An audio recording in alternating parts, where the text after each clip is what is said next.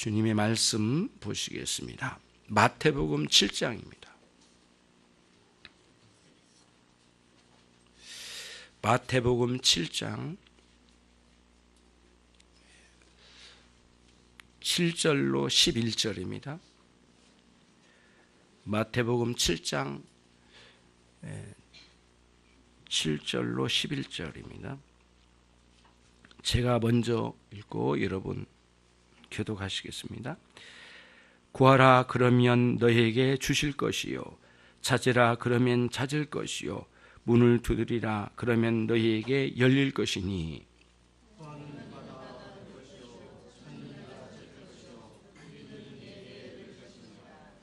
너희 중에 누가 아들이 떡을 달라 하면 돌을 주며, 같이 합니다. 너희가 간 자라도 좋은 곳으로 자식에게 줄 줄 알거든 하물며 하늘에 계신 너희 아버지께서 구하는 자에게 좋은 곳으로 주시지 않겠느냐. 아멘. 거기까지입니다. 11절까지 맞습니다.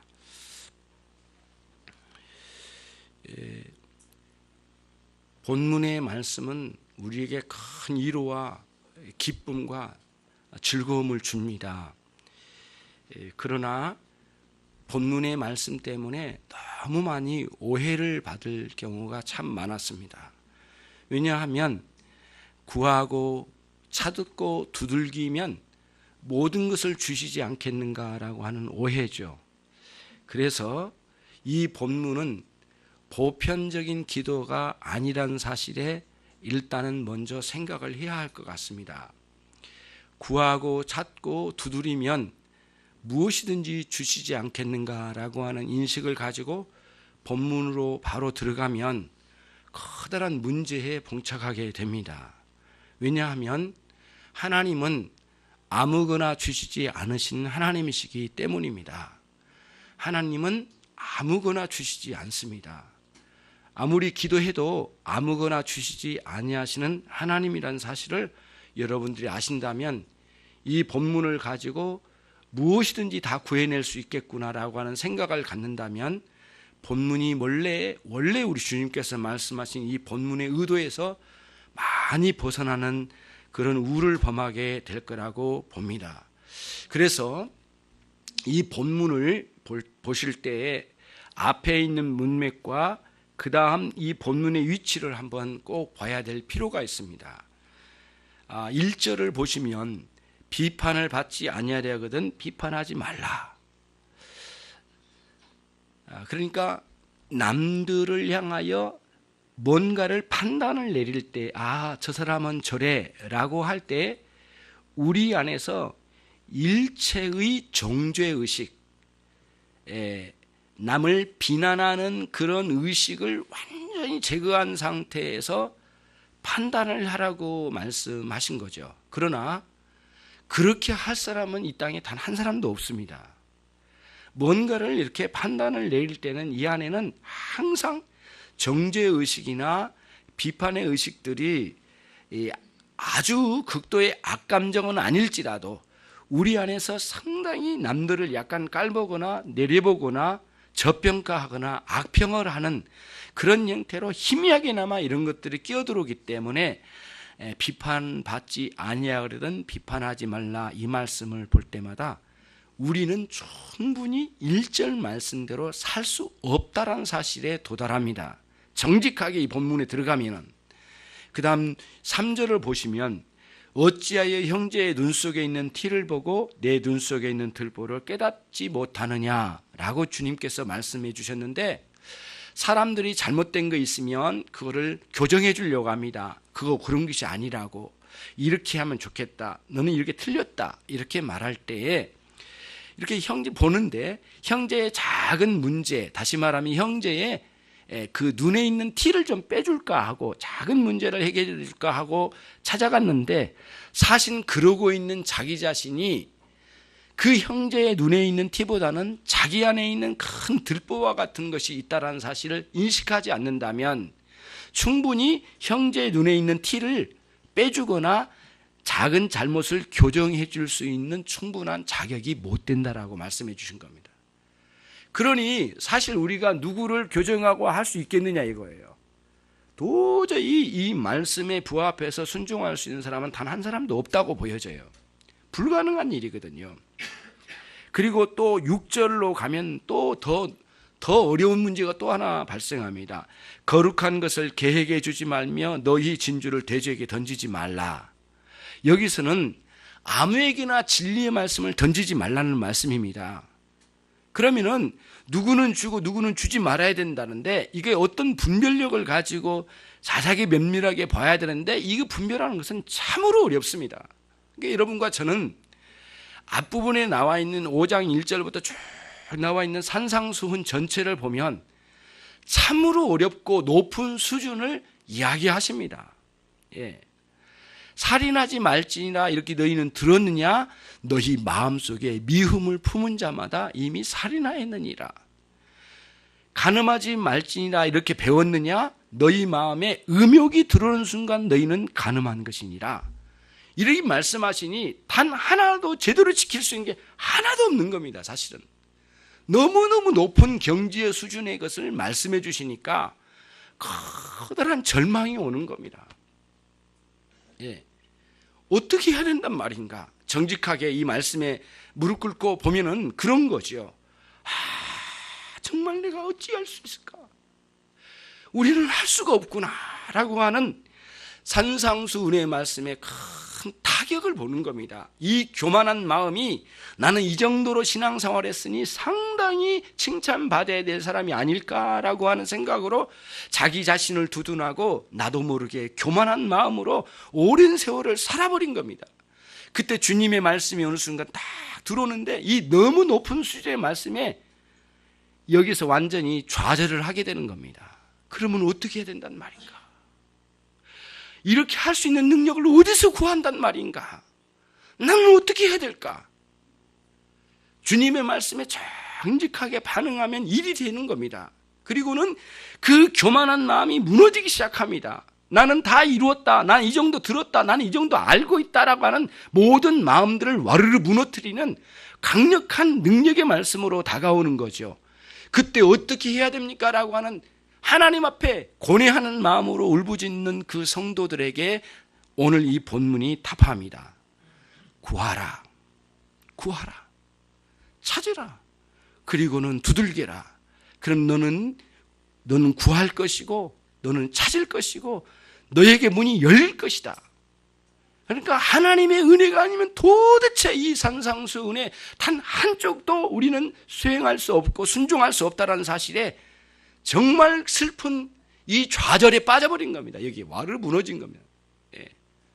정말 덜덜 떨리는 겁니다. 이런 인식으로 이 본문에 정직하게 쓰면 그러한 내적인 효력이 발생된다는 거예요. 그때 그 좌절한 그 심령이 어떻게 해야 될까? 주님의 말씀대로 살아야 되겠는데 라고 할 때 너희는 구하라, 찾으라, 두들기라 이렇게 우리 주님께서 말씀하신 거예요. 굉장히 본문의 말씀은 아주 의미심장한 내용으로 되어 있습니다. 모든 앞뒤 잘라버리고 구하고 찾고 두드리라는 말씀이 결코 아닙니다. 만약에 그렇게 갔다가는 이 본문을 엄청난 오해를 하고 들어갈 가능성이 많기 때문이죠. 그래서 앞에 부분의 내용 자체를 가지고 들어와서 7절로 오게 되면 이런 그 원래의 의미, 본래의 주님의 말씀의 의미를 깨닫게 되는 거죠. 그러니까 단순히 앞에 있는 1절로 6절의 말씀의 내용을 해결해 주겠다라는 그 차원만은 아니에요. 그 차원만은 아니고 여러분과 저에게 강한 그 충격을 받는 거예요. 너무너무 부끄럽고 떨리는 거예요. 내가 어떻게 이렇게 주님의 말씀대로 수행할 수 있단 말인가? 나는 십계명을 단 하나도 못 지켰네. 예. 나는 팔복의 말씀을 단 하나도 어떻게 할 수가 없네. 그런 상황에 영적인 좌절, 절대의 좌절에 푹 빠지면서 거기서 한없이 하나님을 향하여 어찌해야 될지 몰라 하는 이런 모습이에요. 사도행전에 베드로의 설교를 듣고 사람들이 울부짖었던 그러면 형제들아 사도들아 나는 어찌할 거라고 하는 그 탄식과 같은 그런 현상들이 들어올 때에 그의 영혼에 7절 말씀이 딱 들어오기 시작합니다. 구하라, 은혜를 구하라. 하나님 아버지께 구하라 라고 우리 주님께서 여기에 말씀해 주고 계십니다. 참고적으로 하나만 말씀드리고 그 다음으로 넘어갈게요. 여러분, 성경에서 들려지는 명령이 있죠. 예, 기도하라, 항상 기뻐하라, 순종하라, 명령의 말씀들이 있잖아요. 명령의 말씀을 너무 오랜 세월 동안 오해했을 가능성이 많습니다. 여러분, 저와 여러분이 그럴 가능성이 참 많아요. 하나님의 이 명령은 반드시 약속이 따른 명령입니다. 예수님 하나님의 말씀의 명령에는 단 한마디도 명령의 말씀은 약속이 없는 명령은 하신 적이 없으셔요. 그러니까 명령과 함께 바로 약속이 따라와요. 너는 순종하여 그 약속을 믿고 명령에 순종하는 겁니다.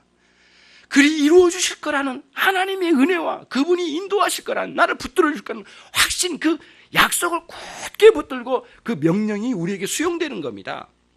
만약에 약속을 상실한 채로 명령을 받으면 굉장히 부담되고요. 이게 굉장히 어렵습니다. 아니, 불가능합니다. 그런데 이 명령을 그대로 받은 사람들이 있습니다. 바리새인들이에요. 맞아. 이 명령대로 내가 할 거야. 나는 할 수 있어. 그리고 나는 이룰 거야. 하나님의 은혜가 없이도 내 힘과 내 능력과 내 지혜로 이룰 거야 라고 하는 그러한 인식을 가지고 막 덤벼드는 방식의 신앙의 구도가 바리새인적인 신앙의 구도예요. 명령을 그렇게 받는 거예요. 하나님 은혜 주시고 그리 할 수 있도록 붙들어 주신다는 약속의 말씀을 굳게 붙잡고 그 하나님이 이루어 주실 거란, 내 안에서 이루어 주실 거라는 확신과 신뢰를 가지고 그 명령을 받아들여야 되거든요. 그게 하나님께서 우리에게 주신 명령의 방식이에요. 앞으로 언제나 명령을 들을 때마다 그러면 이대로 해주신다는 말씀이지? 그래, 어떻게 해주실까? 하나님 어떻게 은혜를 내려주실까? 이 본문의 말씀은 어떤 의미일까? 앞뒤를 보면서 상세하게 보면 그 명령의 말씀의 전후 문맥을 보고 하나님의 약속 꼭 내 안에 이루어 주실 거라는 확신을 가지고 그 명령을 확 붙드는 거죠. 이런 방식으로 주님의 명령을 꼭 여러분들이 수용되어지길 바랍니다. 그리고 명령에는 또 한 가지가 있습니다. 또 하나가 있어요. 명령은 현재적인 울림이 있어요. 울림. 예, 그냥 논리적으로 설명한 게 아니에요. 그리하라라고 할 때에 우리 안에 간절히 그리하고 싶은 마음의 필요성, 그 니드가 우리 안에 너무 강렬하면 그 기도하고 싶은 마음이 너무 많았어요. 근데 기도하라 딱 던져주면 그 말씀이 우리 영혼에 강하게 때려서 울림을 일으키는 거예요.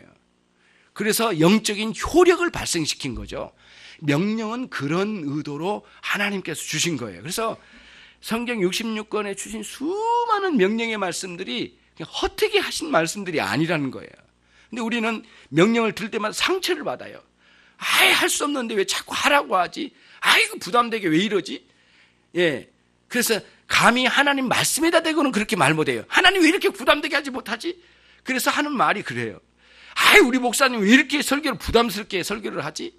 이렇게 돌려서 말할 때는 쉽겠죠. 그러니까 목사님이 그랬으니까 이제 그렇게 해서라도 그 명령이 부담스러움을 말한 거예요. 그러나 목회자도 설교할 때 약속의 말씀을 빠뜨리고 할 가능성의 문제도 있을 수 있겠지만 기본적으로는 모든 명령은 하나님 너에게 그리 이룰 수 있으신 분이고 이루기를 원하시는 하나님이신데 그분이 너에게 이루실 거라고는 약속과 함께 명령 주시고 그 다음에 현재적으로 이 명령은 그 은혜의 상태, 그 다음에 하나님께서 준비된 마음에 강하게 이 명령의 말씀이 타격을 주어서 강한 내적인 울림을 주어서 내적 효력을 발생해서 그걸 그대로 순종해 나가는 놀라운 효과를 발휘하게 되는 것이에요.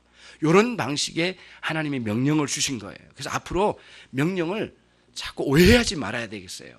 예, 그러니까 오해하고 이 그냥 받아들이기 힘들다 그러면은 이미 내 마음이 준비 안 됐구나라는 사실을 고백해야 돼요.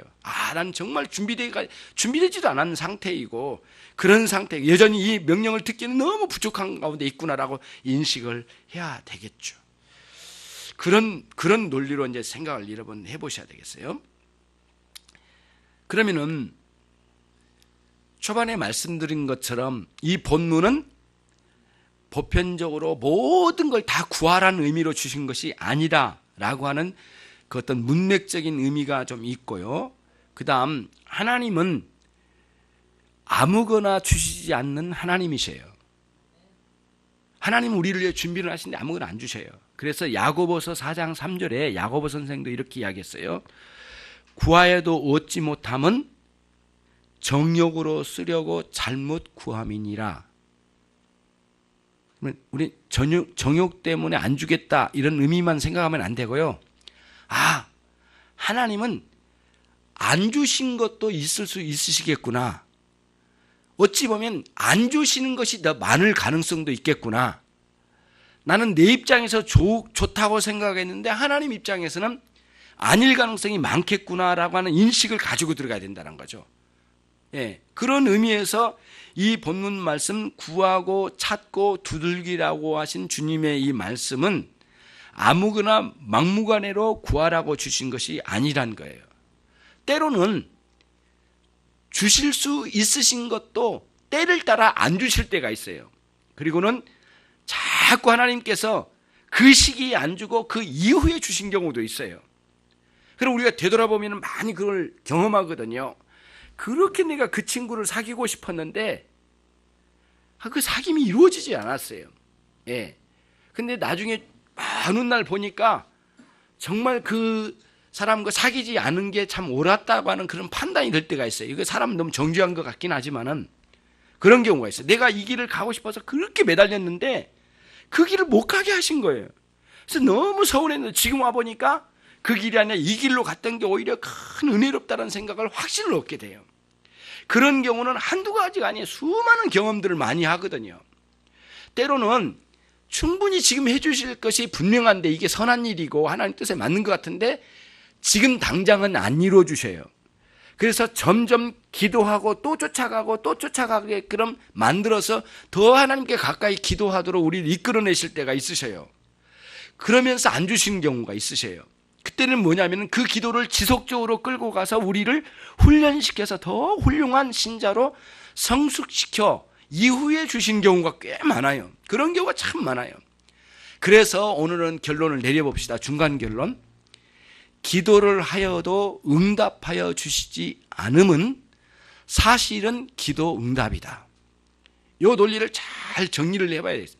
기도를 했는데 기도 응답을 안 주셔. 그런데 그게 곧 우리의 기도 응답일 때가 참 많으시다.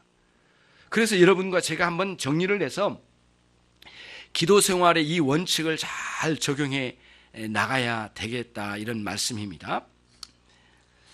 자, 그러면 이제 우리들이 이 본문의 말씀을 통해서 이제 그런 내용들을 이제 생각하게 되는 것이에요. 그러면 이제 두 번째로 넘어가도록 하겠습니다. 7절로 8절을 여러분 다시 한번 읽겠습니다. 같이 읽겠습니다. 구하라 그러면 너에게 주실 것이요 찾으라 그러면 찾을 것이요 문을 두드리라 그러면 너에게 열릴 것이니 구하는 이마다 얻을 것이요 찾는 이가 찾을 것이요 두드리는 이에게 열릴 것이니라. 8절의 말씀은 7절을 강화시킨 말씀입니다. 8절은 7절을 어떻게 한 거라고요? 강조하신 거예요. 그러면 이제 7절의 내용을 가면은요, 처음에는 구하라, 찾으라, 두드리라 이렇게 나와 있죠. 그래서 이거를 우리가 이제 오해를 할 때는 이런 식으로 오해가 될 때가 있습니다. 구하는 것과 찾는 것과 두드리는 게 다른 것이다. 그래서 구하는 것보다는 찾는 것이 더 강한 기도일 거다. 그 다음 또는 두드리는 것이 더 하나님께 접근해서 기도한 거 아닐까? 이런 식으로 이해할 가능성이 좀 있거든요. 또 그렇게 성경을 해석한 사람도 있어요. 어느 주석에 보면 그런 주석도 있어요. 실제로 그렇습니다. 근데 그게 본문에 굉장히 우리가 오해할 가능성 중에 하나가 그거예요. 그러나 사실은 이 본문은 그렇게 주신 게 아니에요.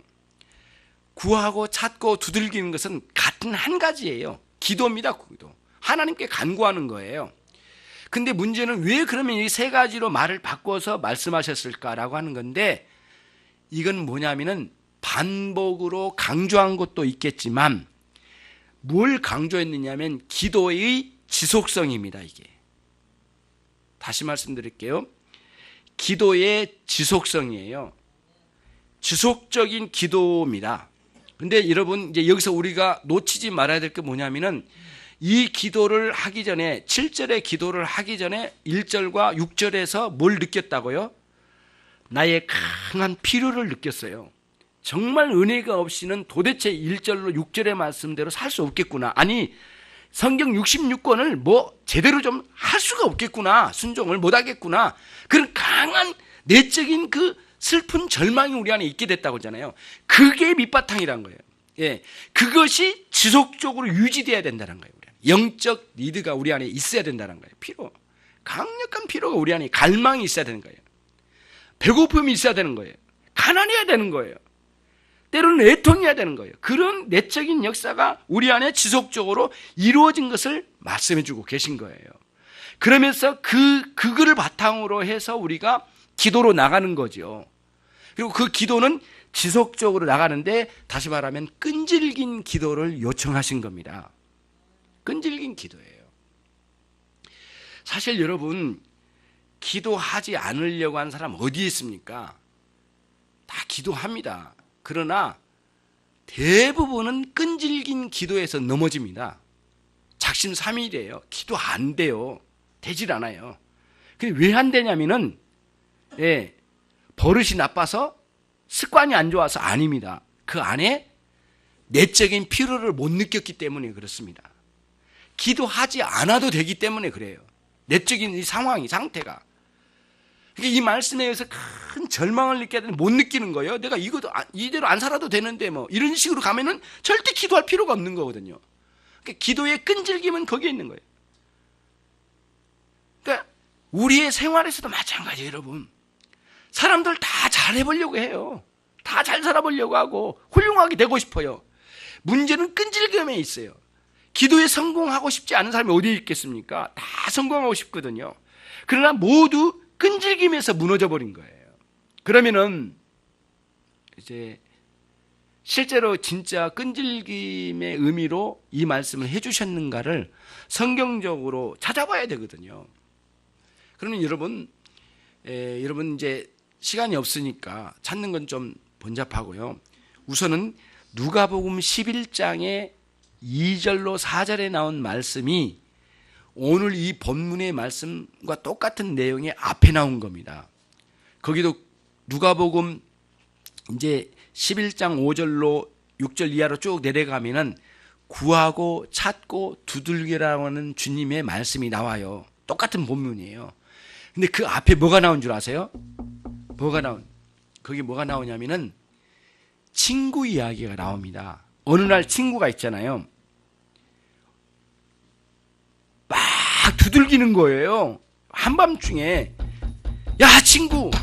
야, 우리 집에 지금 굶어 죽게 생겼다. 우리 애들. 자식 새끼 다 죽게 생겼다. 지금 막 그런 거예요. 그래서 아니, 지금 이 밤중에 오면 어떻게 하냐. 내가 다 침소리 들었고 다 지금 애들 잠자고 있는데 이 밤중에 오면 어떻게 하냐. 막 뜯어 말렸어요. 제발 좀 내일 와라. 내일 아침 일찍 와. 우리 잠자고. 그랬더니 이 친구가 안 된대요. 계속 막 두들기면서 막 오늘 밤에 이 먹을 거리 안 주면 우리 애들 오늘 밤에 죽는단 말이야. 막 불을 울부짖는 거예요. 막 제발 좀 쌀 한 톨이라도 좀 달라고 막 울부짖는 거예요. 그때 예수님께서 그걸 비유로 말씀하셨는데요. 뭐라고 말씀하냐면 그 친구가 친구로 인하여서는 주지 아니하였지만 끈질김으로 인하여 그 친구의 양식을 주었더라는 거예요. 예수님께서 왜 이 비유를 말씀해 주셨냐면 바로 뒤에 구하라, 찾으라, 두들겨라는 말씀을 강화시키는 말씀으로 앞에 주신 거예요. 누가복음에 그렇게 나와 있거든요. 누가복음 18장에는 또 이런 내용도 나왔어요, 여러분. 이스라엘 땅에서 유대인들에게 있어서의 과부는 이 활동이 남성 중심으로 이루어졌어요. 이게 뭐 하나님 뜻이 아니에요, 여러분. 예. 하나님 뜻이 아니에요. 그러니까 무슨 말씀이냐면은 그 남성 중심의 사회예요. 이게 어떤 인간의 부패한 본성에서 나온 문화인데 남성 중심의 삶이에요. 그러다 보니까 여성이 사법적인 권한이나 뭐 어디 가서 뭐 변론도 하고 그럴 권한을 하나도 안 줘버린 거예요. 예. 너무너무 안타까운 거거든요. 그러니까 뭔가 잘못하면 남성 중심이니까 여성이 있으면 무조건 여성이 지는 거예요. 너무너무 힘든 거예요. 이 과부 한 명이. 그래서 막 재판장이 가가지고 막 매달렸어요. 막 죽도록 매달려서 이 일을 해결해 주지 않으면 난 못 갑니다. 집에 막 엉엉 울면서 매달렸어요. 그랬더니 재판장이 너무 귀찮아가지고 그 끈질김에 그 문제를 해결해 줘요. 예수님께서 말씀하세요. 그 과부가 끝까지 매달려 그 끈질긴 그 애원함에 재판장이 허락해 주지 않았더냐. 같은 논리로 우리에게 말씀하신 거예요. 기도는 지속성이에요. 끈질김이에요. 계속해서 주님 앞에 구해나가는 그런 거예요. 그런데 억지로 필요를 느끼지 않는 기도가 아니라 내 안에 강한 영적인 필요예요. 여러분 솔직히 신앙생활하는 사람들이 부정직하고 신실하지 않는 것처럼 막 사는 사람, 아니 참된 신앙이 있는 사람 아닌 사람은 또 그럴 수도 있겠지만 기본적으로 신앙생활하는 사람들이 뭐 부정직하고 막 신실하지 않게 막 사는 사람이 어디 있습니까? 다 신실하게 사는 거거든요. 대부분 정직하게 살려고 하고요. 그런데 기도에 있어서도 정직하고 신실하고 옳은 것을 구하고 열심을 내요. 그러나 그 사이에 얼마 지나지 않아서 게으름과 나태와 태만이 막 들어오는 거예요. 개입이 되는 거예요. 그래서 진정성 있게 기도는 했지만 끈질김이 없는 기도는 결국에는 무너지더라는 거예요. 이루어지지 않더라는 거예요. 그러니까 하나님께서는 그 끈질긴 기도를 향하여 나오기를 원하시거든요. 바울 사도도 그런 기도에 중요해요. 자기의 삶에 대해서 표현을 하는데 나는 표대를 향하여 앞으로 나아갑니다. 이런 발언이 뭐냐면 계속 이제 나간다는 뜻이고요. 빌립보서 3장 12절 같은 경우에는 내가 다 이뤘담도 아니라 나는 그리스도께 붙잡힌 바 된 그것을 꽉 붙잡으려고 나는 달려가고 있는 중이다. 붙잡으려고 계속해서 끈질긴 기도의 세계를 말씀하신 거거든요. 예. 데살로니가서에 보면은 또 있잖아요. 항상 기도하라. 그게 뭐예요? 끈질긴 기도의 세계를 말씀하신 거예요. 그러니까 이런 논리를 보면은 오늘 구하고 찾고 두들기는 이 내용은 사실은 끈질김의 요소를 강력하게 우리에게 말씀하신 거라는 사실을 우리가 지울 수가 없어요. 그런 기도의 세계로 여러분들이 새롭게 변화되기를 주님의 이름으로 축원합니다. 마지막 한 가지를 또 생각해 보도록 하겠습니다. 9절로 11절 말씀입니다. 같이 한번 읽겠습니다. 너희 중에 누가 아들이 떡을 달라 하면 돌을 주며 생선을 달라 하면 뱀을 줄 사람이 있겠느냐. 너희가 악한 자라도 좋은 것으로 자식에게 줄 알거든. 하물며 하늘에 계신 너희 아버지께서 구하는 자에게 좋은 것으로 주시지 않겠느냐. 이 본문의 말씀은 굉장히 놀랍습니다. 앞에 7절로 8절 말씀보다는 조금 더 높은 단계의 내용이에요. 무슨 뜻이냐면은 앞에서는 끈질긴 기도의 세계로 나가는 기도를 우리에게 하라는 말씀이었고 구하라는 말씀이었고 9절로 11절은 더 높은 수준의 내용이에요. 그건 뭐냐면은 너희는 일상생활에 쉬지 말고 언제나 너희의 기도의 대상인 하나님을 너희 아버지로 인식하라. 여러분 살다 보면 걱정 염려가 너무 많아요. 일이 될까 저리 될까 참 걱정 염려가 너무 많아. 그런데 그때마다 아버지로 인식하라는 거예요. 그 선하신 아버지, 가까이 계신 그 아버지, 항상 같이 있고 싶어하는 그 아버지, 늘 나에게 선한 것을 베풀고 싶어 하시는 그 아버지로 인식하라는 거예요. 이 땅에 있는 아버지도 그렇게 우리를 선하게 이끌어가기를 원하는데 하물며 하늘에 계신 우리 아버지가 그리 아니하시겠는가라는 거예요. 그러니까 그런 정말 절망적이고 상황이 그러면 아버지 되신 그 하나님께 나가야 되지 않겠느냐?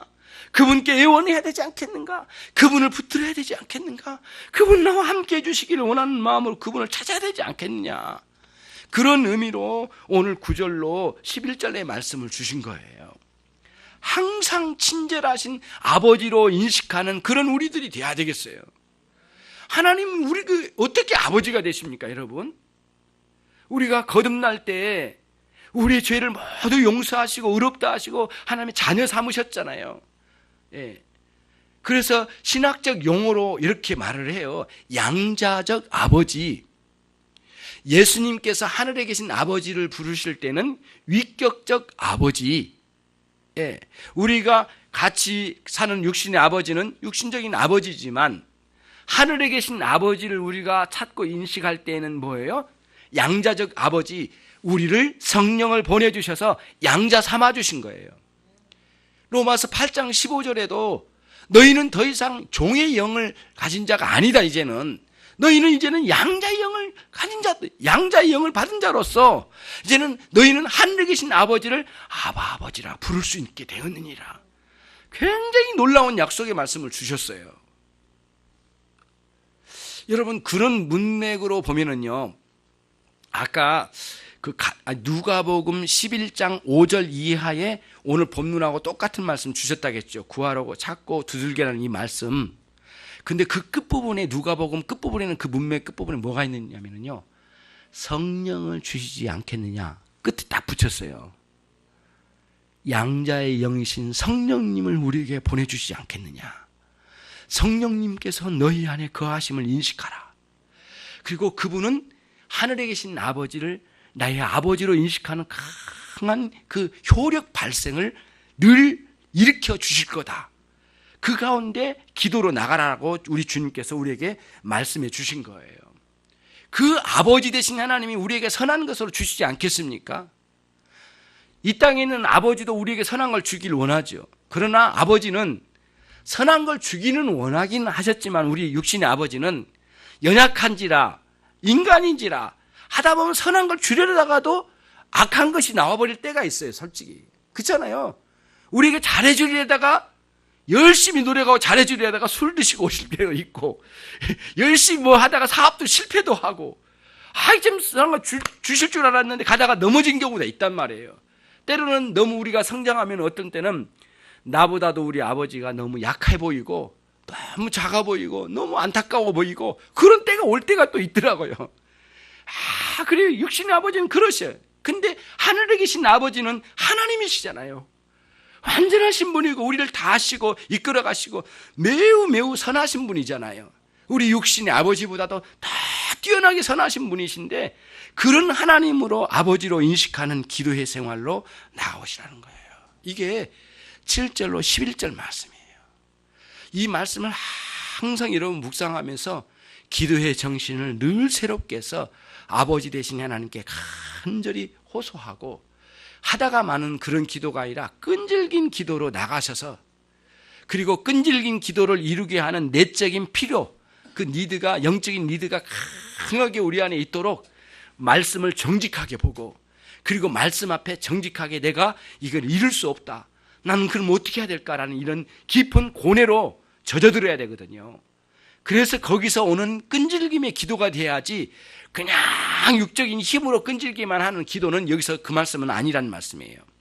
그런 차원에서 우리 주님께서 말씀하셨습니다. 이 명령은 약속과 함께 주신 명령이에요. 그리고 이 명령은 여러분의 영혼에 강한 타격을 주어서 울림이 있게 하신 명령이기 때문에 겸비한 마음, 겸손한 마음으로 주님의 말씀을 꼭 받으시기를 주님의 이름으로 축원합니다. 기도하겠습니다. 이 시간 같이 한번 기도하겠습니다. 하나님, 오늘 말씀대로 저희들이 새롭게 되어지길 원합니다. 하나님 도와주십시오. 저희들 불쌍히 여겨 주십시오. 정말 말씀을 정직하게 읽지 않았습니다. 우리 함께 같이 기도하겠습니다. 자비로우신 하나님 아버지, 이 시간도 주님 앞에 나갑니다. 하나님 아버지, 주님의 말씀을 정직하게 읽고 들으며 주님의 명령을 우리가 이 시간 듣습니다. 약속의 말씀과 함께 이 말씀을 듣습니다. 하나님 아버지, 우리가 이 본문을 어리석게 생각할 때가 많았지만 하나님 아버지, 이 말씀대로 저희들이 새롭게 변화되기를 원합니다. 하나님 아버지, 우리가 참으로 주님의 말씀대로 살아갈 수 없는 무능한 자인 것을 정직하게 고백하는 자가 되게 하여 주옵소서. 하나님의 뜻대로 온전히 살기에는 너무나도 무능하고 하나님 아버지, 우리의 힘과 지혜로는 도저히 도달할 수 없는 그런 높은 경지의 주님의 명령의 말씀 앞에 하나님 아버지, 우리가 꼬꾸라지지 아니할 수 없습니다. 자비하신 하나님 아버지, 이제 주님의 은혜를 구하지 아니할 수 없습니다. 하나님이여, 저희들에게 불쌍히 여겨 주시고 이 필요를 하나님 채워 역사해 주시길 원합니다. 하나님 아버지, 그리하여 주님의 말씀대로 살아갈 수 있겠나이다. 우리의 영혼의 하나님 아버지는 갈망이 끊이지 않게 해주시길 원합나이다. 그리하여 끈질긴 기도로 우리 주님 앞에 나가는 저희 모두가 되게 해 주옵소서. 자비로우신 하나님 아버지, 각각의 심령들 가운데 은혜로 충만케 해주시고 하나님, 우리의 영혼에 이러한 변화가 있도록 하나님이여 도와 역사해 주시길 원합니다. 우리가 절망하고 염려하고 걱정에 빠질 때가 많습니다. 하늘에 계신 하나님, 이제 아버지로 이 시간은 저희의 참신앙으로 돌아올 수 있도록 매 순간 일상생활에서 하늘 계신 아버지로 이 시간은 저희의 신앙으로 돌아오도록 하나님이여 도와주시고 역사해 주셔서 산상수훈의 귀하고 복된 말씀을 아버지여 순종하며 나갈 수 있도록 하나님이여 도와주시고 역사해 주시길 원하옵나이다. 우리에게 늘 은혜로 충만케 해주시옵소서. 우리를 찾아주시옵소서. 우리에게 지혜와 능력으로 공급하여 주시기를 간절히 원합니다.